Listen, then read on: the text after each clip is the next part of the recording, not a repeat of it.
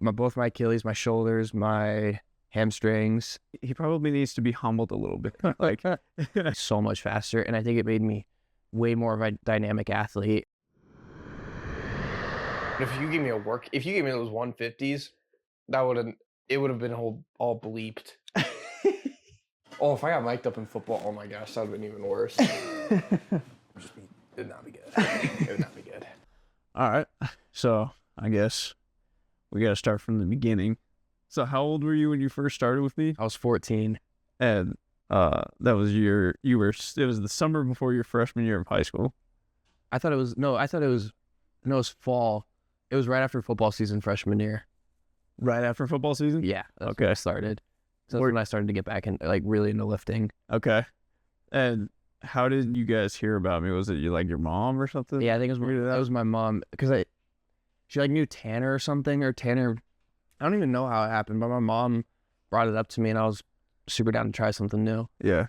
That's cool. Were you nervous when you first showed up? Yeah. I feel like the first day that you were in there, you didn't say like a single word. Like you were kind of just like looking at the ground, just kind of looking around, and your mom was talking. I was horrified because I had never done anything like that, and it was one-on-one, so it was really scary. Yeah. And did you feel like when you met me, did you feel like I was gonna be just like a super hard, like terrible coach? Yeah. No? Not terrible, but I thought you were gonna be like really scary. Really scary? I was nervous. I was super nervous, Yeah. especially because I was not good at lifting. Because you had never done any lifting before that, right? I'd done a little bit through like some summer football stuff, and I had a 0 period at that time, Okay. but like nothing great. And then I had years of CrossFit, but like that, it was nothing like that. Yeah. So it was a little intimidating trying something really new. So what do you feel like was the hardest part at the beginning when we very first started? Like, do you feel like I think just not being good at, because it's like I need to be good at stuff, and it's like struggling at stuff just really bothers me. you were super frustrated? I was really frustrated. Yeah. But some of it felt pretty, like cleaning felt really good because I'd cleaned before, but like snatch, snatch was tough. Snatch always seems to be a tricky one. I mean, like I still feel like I even struggle with it sometimes. I still struggle with it. Yeah. That's not fun. Which actually makes it more fun because there's always something new to work on. Yeah.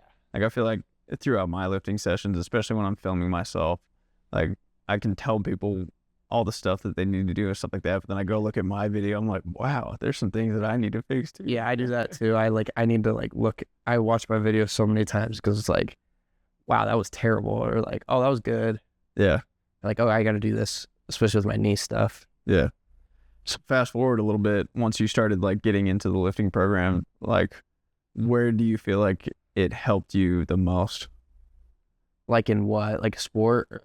Yeah, sports, or like what do you think you gained the most out of the lifting programs and like sticking to the program? I think it just gave me an edge athletically. I think speed wise, I think it really took me to be like really fast, and because like I was somewhat fast coming into high school, which like I was always really slow growing up, and I like started to get fast, and then I think once I started doing your stuff and trained explosively, it made me so much faster, and I think it made me way more of a dynamic athlete, because then it's like I could be used in football way more, or baseball, like I could play more positions, and like I can hit leadoff, steal more bases, and then obviously when I came into track, like it just hit it off. Yeah.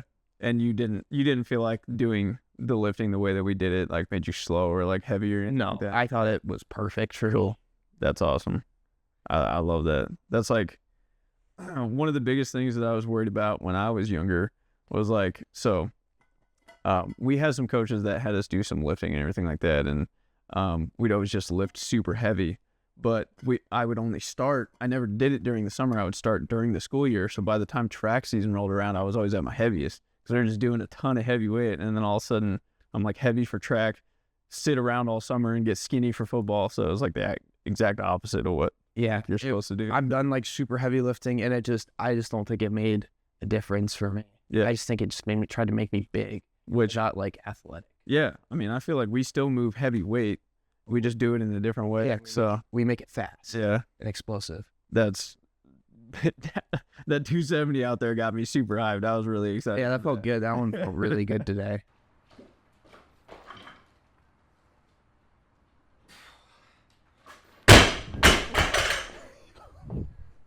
Let's go.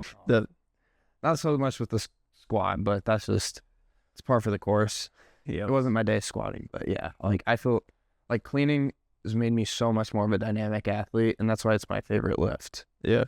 So, like, do you feel like the lifting and speed work together were like a good combo? Oh, You feel like- yeah. It gave me a huge jump for track because like I had never done track before, but like knowing your speed work and like you coaching me really helped me and gave me like a good base for when I came in. And then it helped me with football a lot. I got way faster. Like baseball, it didn't really do too much, but like that, I didn't really play baseball much anymore. And I had all my injury stuff, so that was fine. But it definitely helped me. Yeah. Speaking of injuries, you've had to battle through quite a few injuries. Yeah. How many have you had? I mean, My elbow, I had my knee, both my Achilles, my shoulders, my hamstrings.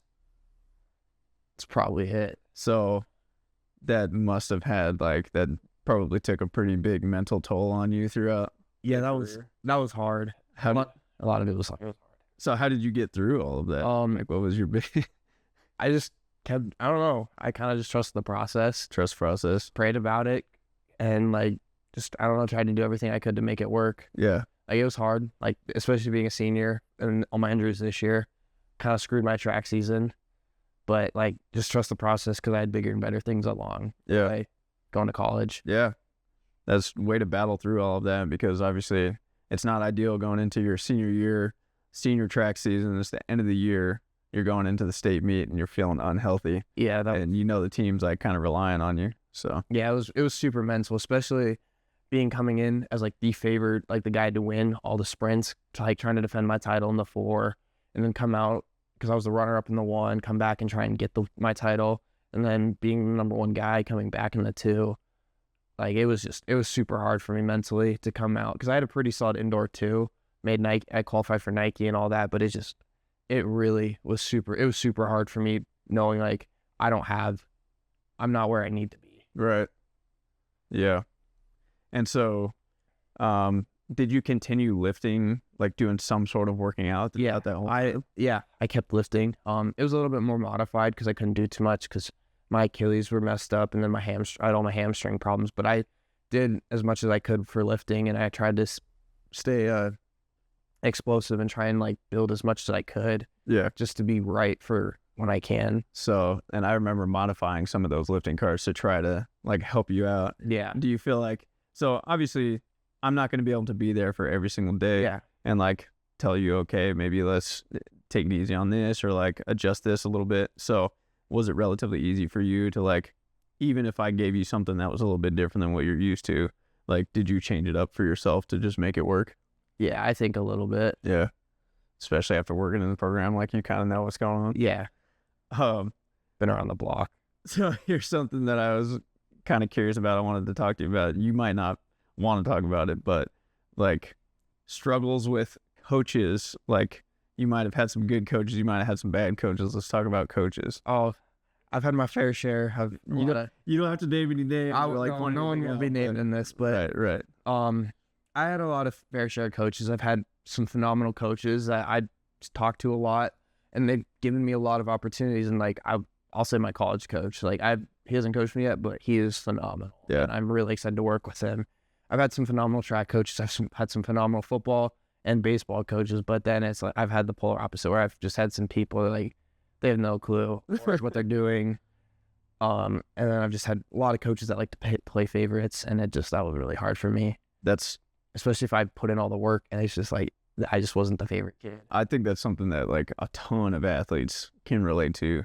Like I feel like high school sports has gotten super politicking, and I think there's a lot of like parents that have some pull. Yeah. And in Florence, it's bad. It's really bad, and it's super sad because there's a lot of really talented kids that get overlooked because it's politics, and it's really, and like kids quit sports because of it. Yeah. There's a lot of really and politics was one of the reasons I quit baseball. I was done with it, and I just couldn't do it anymore. Yeah. But it's just like it hurts that because there's a lot of really talented kids from Florence, and they leave or they quit sports because it's so bad. Which is frustrating because in a small town like that, you need everybody that you can get on the team. Mm-hmm. So like to drive them out And for them to lose their passion, that's a pretty sad thing. Yeah, I mean, especially in high school when everybody has the same opportunity to be able to play. Yeah, I know. That was super sad. It's sad. It's just like, it's how it goes now, and it's like the modern sports for high school. And middle school, and it's getting even worse with the younger kids now. And kids hit burnout, and it's not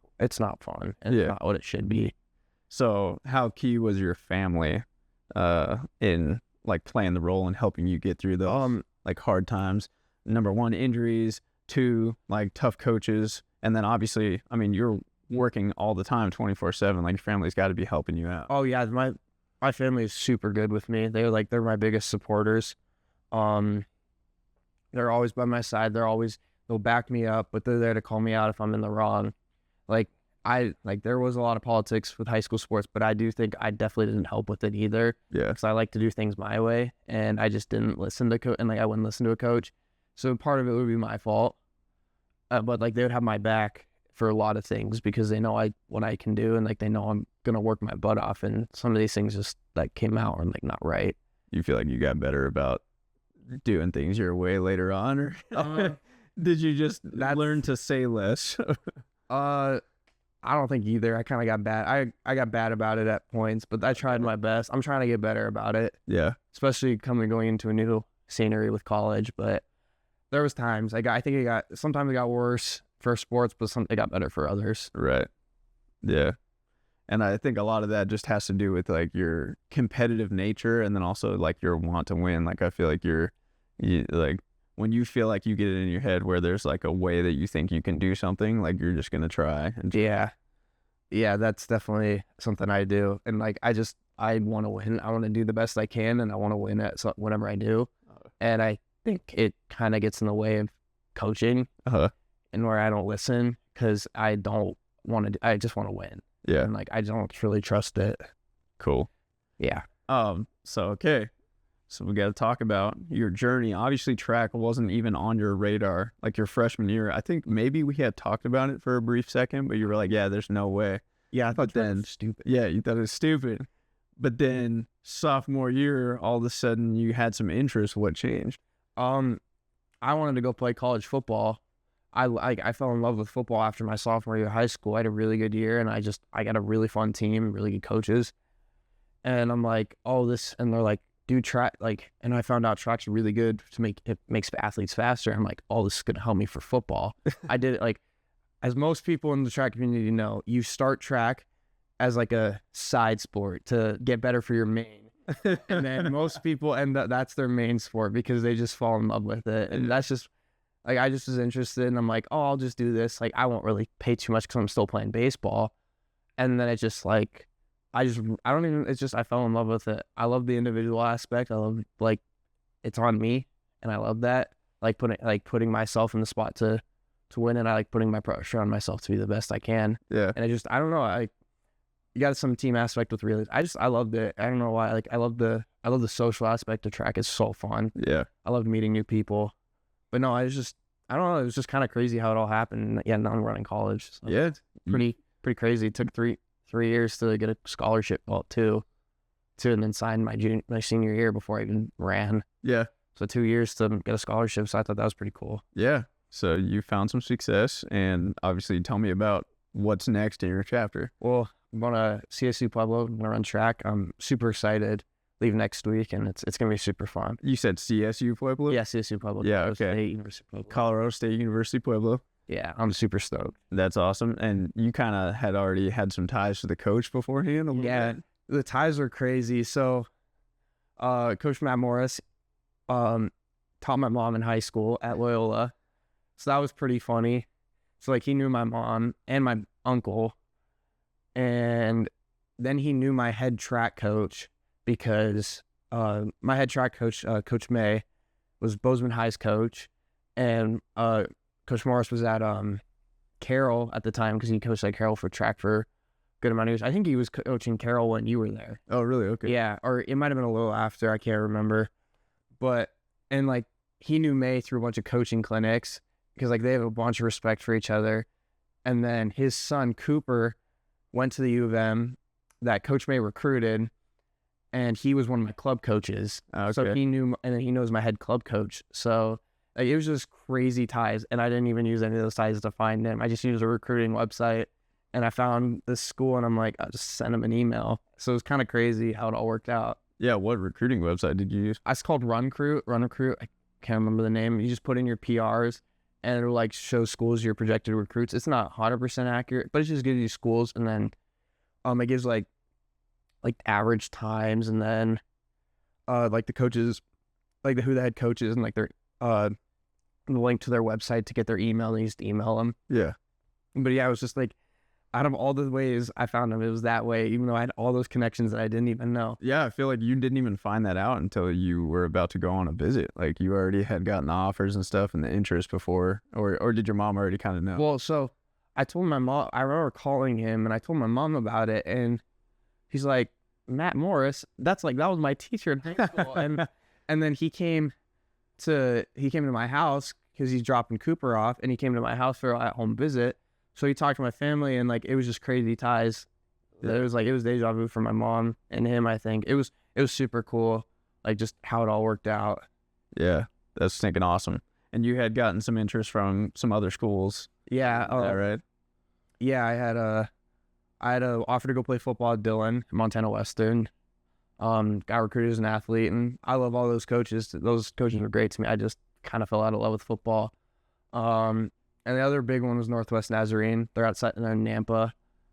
They just didn't really spark my interest. Like, they were cool. Like, they were very nice to me. It just wasn't what I needed in a program to be successful. Because I'm super competitive, and I just didn't think they were all about it. And I couldn't function with that as teammates. I need people who are gonna be in it to win it like I am. Yeah. So, and you found what you were looking for when you showed up at Floyd Bluff? Yeah, and it was kind of crazy because I was like talking myself up before that visit, like, this is the school I'm going to. And I got down there, and I'm like, holy crap, this is really scary. This is like, I was so nervous, especially like being a Montana kid, growing up in the Bitterroot Valley. There's mountains all over, and then when I get down to Pueblo, I'm like, where are the mountains? Because like, you got the end of the Rockies, and then east, it's just flat, and it's really scary to me. And then like the thought of being really far from home, but it's 16 hours away. But like, so I was like kind of on the fence after that visit, and then I went to the second school, and as soon as we landed the plane, I'm like, yeah, I know I'm going to school. Yeah.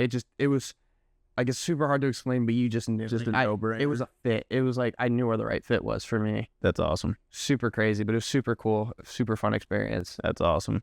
I'm happy for you to go to like a warm climate too, where you can be outside. Yeah, that really changed my thing too. Because once I got in Boise, it was cold, and I'm like, yeah, I know where I want to go. I want to be in the warmth.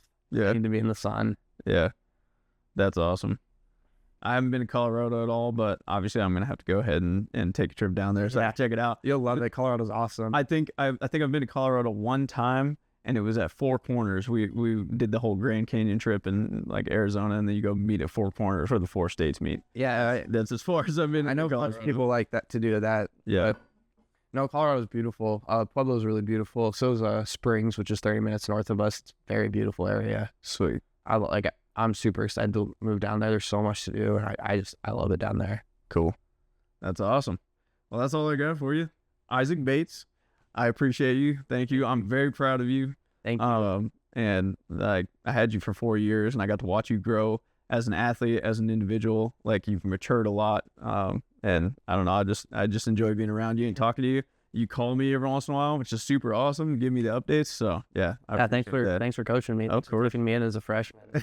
Freshman. Yeah. Thanks for making me do track. I definitely wouldn't have done track without you. Of course. Yeah. Yeah. I mean, and Quinn. It's obvious that like, from the day that I first met you, I knew that you had the work ethic, the drive to do what you wanted to do. You did really well in school, which was like obviously necessary to be able to move on. Yeah, college and stuff like that. That helped. So it made my job really easy because especially because I was not easy.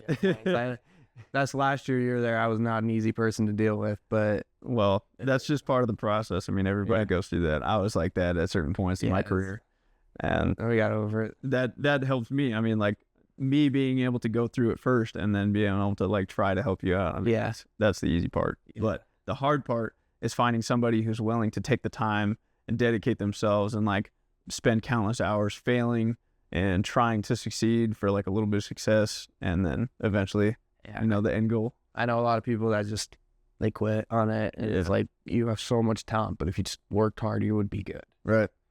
Yeah. Cool. Anything else you want to say? Do you want to talk about anybody else that helped you out through the process, or are you all good? Cool. Praise the Lord. Praise the Lord. Exactly. Thank you. Thank you. I think that went really well. I did too. You didn't ask about the ego though. Oh shoot, I didn't ask about that. Do we got to add that in? I could. I'll sit down and add we it might in. need to add that in just because that's pretty funny.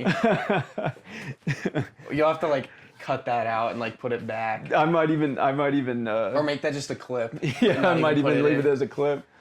Okay. So, something that I found hilarious, like the very first day that you came in, your mom, like you're not talking, you're kind of looking at the ground, looking around, like just you look terrified. And I was trying to read you, but you weren't really talking to me. So your mom's talking to me, and she goes, he probably needs to be humbled a little bit. Like he's a little overly confident. And I'm looking at you, like I'm like, well, he doesn't look like he's like thinks he knows everything. So we'll see how it goes. And I think that probably might have been accurate at the beginning. Yeah.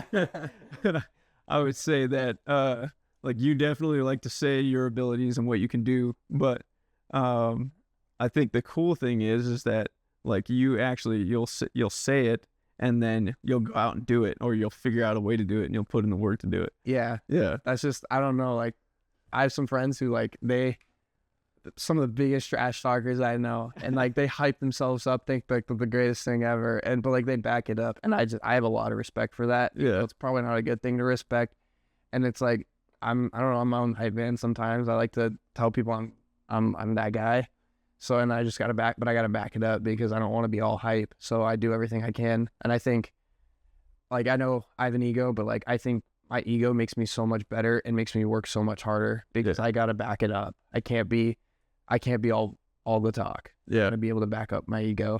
Where do you think, so did that come across you naturally, or did you learn that from somebody? I don't watch somebody that it's like, I think it's kind of natural. And I think a lot of it was just from growing up, and like, I never got a lot of recognition. It was just like, I was always pretty good. I think growing up, it was just like, I was never the guy, or like, I just got overlooked, I feel like. And I just think over time, like I started to get really good, but I still never got the recognition. And I'm like, okay, I don't even know. I think it's just because I never got really recognition. I wanted to like show everyone, yeah, I'm that guy. Yeah. And like just prove to everyone. But at the end of the day, just trying to prove to myself that I'm still that good. Like I can do everything I want to. Right. Well, like I said, I mean, you did it. You set some goals. You set really high goals. Like I feel like every time that we had a max week coming up, you were like 10, 15, 20 pounds heavier than what I thought you were going to do. And sometimes you would surprise me. You would shock me and just kind of send your body underneath some weight. So yeah, sometimes it doesn't work, but it'll work eventually. Yeah, yeah. And then we still got the high goals eventually for college. Cool. I get that All-American. Yeah. And make trials, Olympic trials. That's my goal. That's the goal. Yep. Well, I think you obviously have the willpower, the work ethic, and the potential to do that. So keep working hard. Yeah. All right. Cool. Now we're done. Yeah. Now we're done. I just wanted that question because that one's a funny question.